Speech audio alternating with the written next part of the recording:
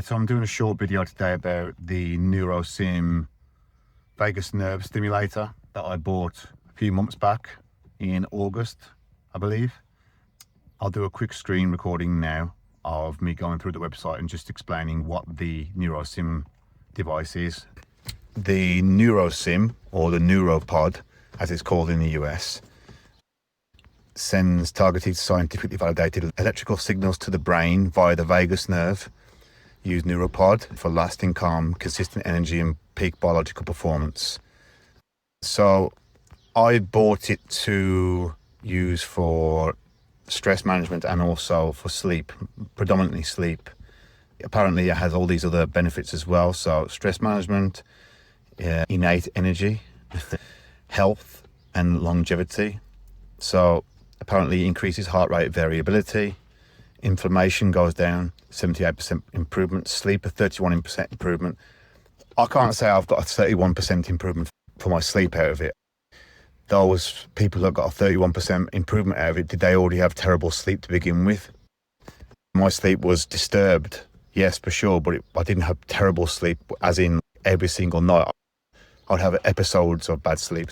I think Brian Johnson mentioned this on his Don't Die documentary. I haven't watched it. Let's have a quick look at the scientific evidence. This is why I bought it, because it's backed up by scientific research.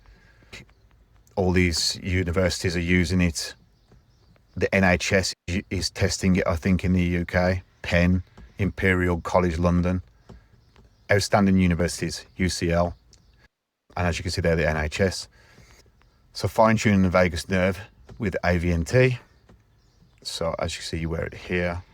50 scientific studies experience vagus nerve activity improvement, post-viral symptoms, tiredness, inflammation, depressive states, sleep, heart rate variability, oxidative stress, memory, reading. So backed by science, powered by evidence. Yeah, all good stuff, but it's quite pricey. Let's have a look at how much it cost. $900 in the US. That's more than the UK that I paid. But I might have used a coupon code for that, I believe. They do have a 30-day money-back guarantee. So let's see if we can have a look at it in Nurosym in the UK, how much it cost. Okay, so it's £616 in the UK. I think it was less than that. I'm pretty sure I used a coupon to get that down. So yeah, it's backed up by science, got a lot of very convincing studies and evidence behind it. But what's my experience of it? Honestly, I can't really tell much of a difference from using it, from when I started using it to now. It might be imperceptible.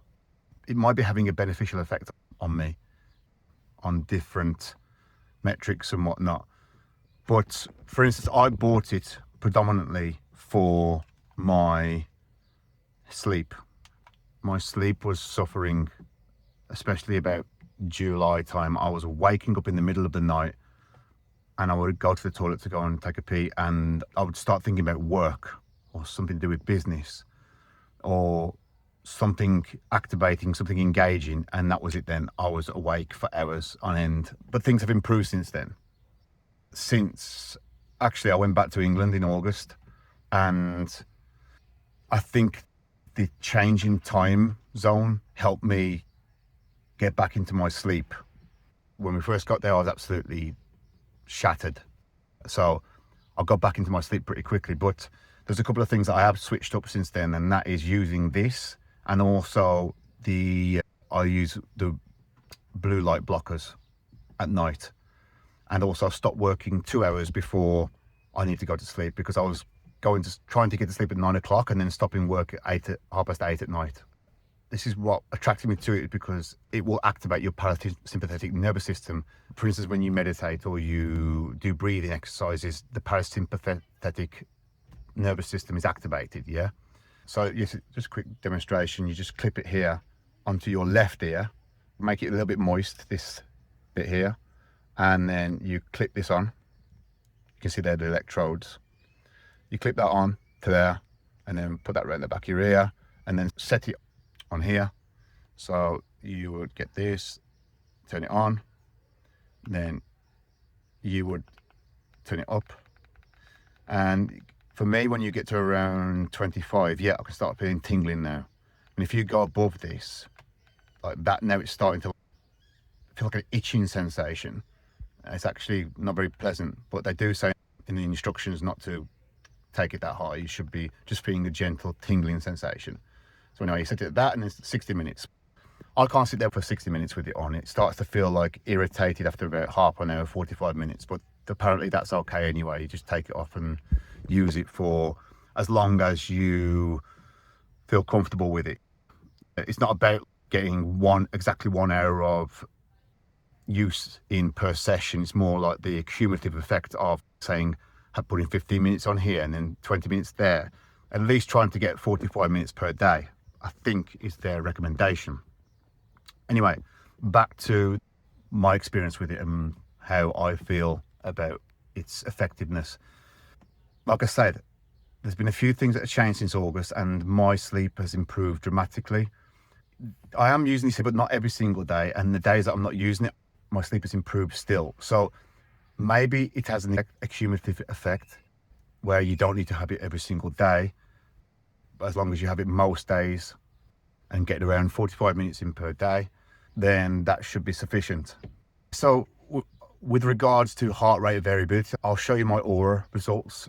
Okay, so here's some of my metrics before using Nurosym around the 7th of August.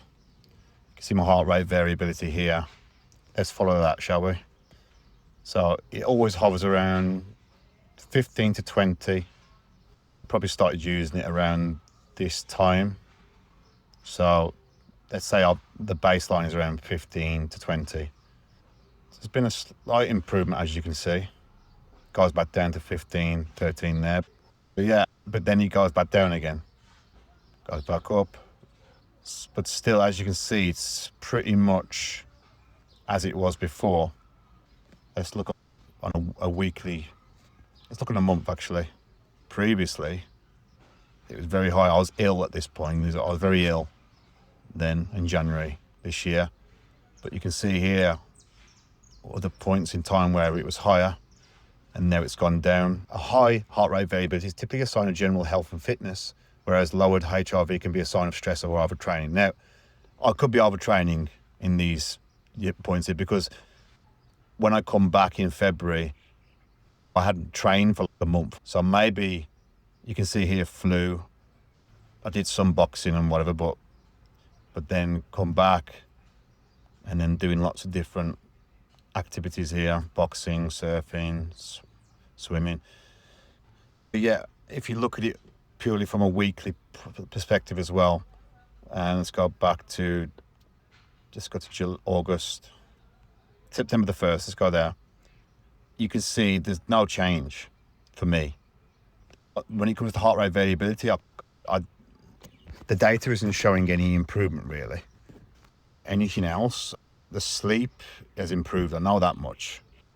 Has it affected resting heart rate?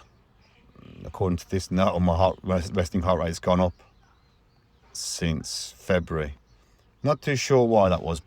I am doing a lot more training, to be honest. I'm training like every single day. Maybe that's what it could be, overtraining. But do I feel like it's benefited me? Well, yeah, I think in combination with other things, it probably is helping for my sleep, especially because my sleep has dramatically improved since then. But like I said, I put in place other remedies at the same time. I said to myself, stop work before 2 hours before sleep time. Also wearing blue light blockers at night, not reading the news, and stopping working in bed as well. That was another thing. Some days where I had a really tough day, like Thai boxing or whatever, I would just get my laptop and I would just lie in bed and work on bed. And this is probably the worst thing you can do for your sleep anyways, because basically you're training your brain to associate the bed with work. So trying to untangle the effects of this with all the other remedies that I put in place is near on impossible, isn't it? So I suppose it's a leap of faith, but It's got the science backing it up, and I've already paid for it now. I can't return it. So I'm going to keep using it. I'll keep you updated. Is it worth it? I think in hindsight, let's say for instance you're having trouble with your sleep, try other things first before you try this out, and try and do one thing at a time so you can see what works and what doesn't. I was desperate for sleep, so I was just doing everything at the same time.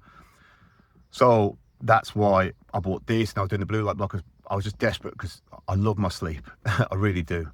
It's the center of pretty much my life, in terms of my life revolves around my sleep. I feel great the next day. I've had a good night's sleep, and I feel absolute shit if I don't have a good night's sleep. It's prioritize my sleep over everything, pretty much.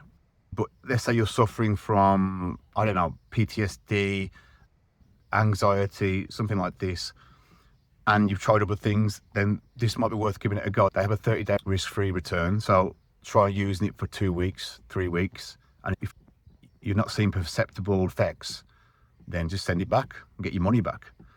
And who knows, if I keep using this in 1 year's time, maybe I will see perceptible effects of it.